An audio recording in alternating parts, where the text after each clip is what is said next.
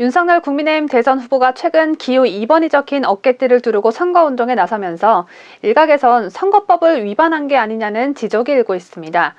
기호가 아직 확정되지도 않았는데 기호를 사용한다는 게 말이 되느냐라는 지적인데 과연 윤 후보가 선거법을 위반한 게 맞는 것일까요? 잠시 후 속 시원히 따져보겠습니다.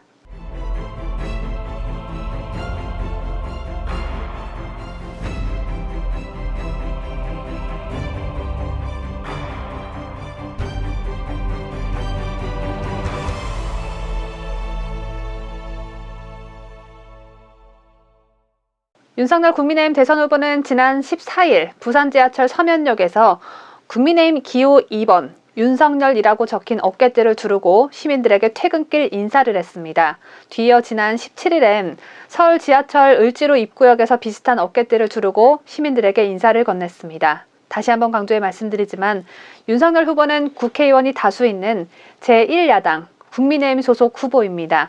반면 소속 정당이 없는 무소속 예비후보인 손학규 후보는 지난 17일 서울 종로구 광화문 사거리에서 자신의 이름만 적힌 어깨띠를 두르고 윤 후보와 마찬가지로 퇴근길 인사를 했습니다. 두 사람의 공통점은 대선 후보로서 거리로 나와 시민들에게 인사를 했다는 점이고 다른 점은 국회 의석수가 있는 정당의 소속이냐 아니냐라는 걸 쉽게 알 수가 있는데요. 20대 대선 예비후보자 등록은 이미 지난해 7월 12일부터 시작됐지만 대선 후보 기호는 투표일 약 한 달 전인 오는 2월 13일부터 14일까지 후보자 등록 신청을 받은 뒤에 결정됩니다. 기호가 확정된 상태에서 번호띠를 달고 선거운동을 하려면 2월 14일까지는 기다려야 하는 상황인 거죠.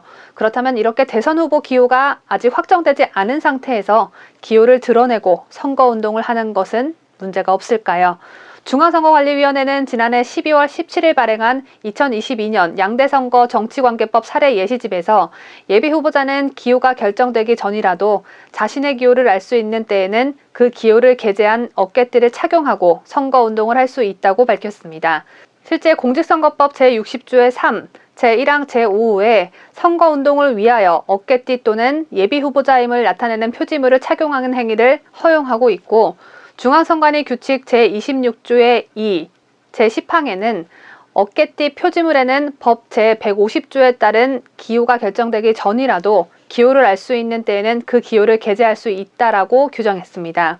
또 공직선거법 제50조 제3항에는 후보자의 게재 순위를 정함에 있어서는 후보자 등록 마감일 현재 국회에서 의석을 갖고 있는 정당의 추천을 받은 후보자, 국회에서 의석을 갖고 있지 아니한 정당의 추천을 받은 후보자, 무소속 후보자의 순으로 하도록 돼 있습니다. 그렇다면 1월 18일 현재 국회 의석수가 169석인 더불어민주당 이재명 후보는 당연히 기호 1번, 의석수 106석인 국민의힘 윤석열 후보는 기호 2번, 6석인 정의당 심상정 후보가 기호 3번, 세 자리뿐인 국민의당 안철수 후보는 기호 4번, 이 같은 기호는 거의 확정적입니다. 더욱이 열린민주당도 국민의당과 의석수는 동일하지만 더불어민주당과 합당이 확정됐죠. 국회 의석수가 딱 하나뿐인 기본소득당과 시대전환 후보는 5번부터 순차적으로 다음 번으로 받게 됩니다. 국회 의석이 없는 정당 후보자는 순번이 어떻게 정해지는지 궁금하실 텐데요. 국회 의석이 없는 정당 후보자 기호는 후보의 이름이 아닌 정당 명칭의 가나다 순으로 정해지고 무소속 후보 순위는 추첨으로 결정합니다. 그래서 무소속인 손학규 예비후보가 기호를 달지 못한 채 선거운동을 하고 있는 것입니다. 결론은 국회 의석이 있는 원내 정당 후보는 지금도 기호를 사용할 수 있지만 국회 의석이 없는 원외 정당이나 무소속 예비후보는 후보자 등록 마감일 전까지 자신의 기호를 알 수 없기 때문에 기호 없이 선거운동을 치러야 합니다. 때문에 무소속 후보에게는 너무나 불합리한 법이라는 목소리도 꾸준히 나오고 있는 상황입니다. 지금까지 기호 2번 윤석열 어깨띠 착용이 선거법 위반이라는 주장에 대해 따져보는 시간을 가져봤는데요. 만약 주변에서 윤 후보의 선거법 위반을 주장하고 있는 사람이 있다면 그 사람에게 지금 이 영상을 추천해 주시길 바랍니다. 이 영상을 보고도 이해하지 못한다면 이해력이 한참 딸리는 것이니까요. 그냥 상대하지 않는 게 좋겠습니다. 제가 준비한 소식은 여기까지입니다. 끝까지 시청해 주신 여러분 대단히 고맙습니다.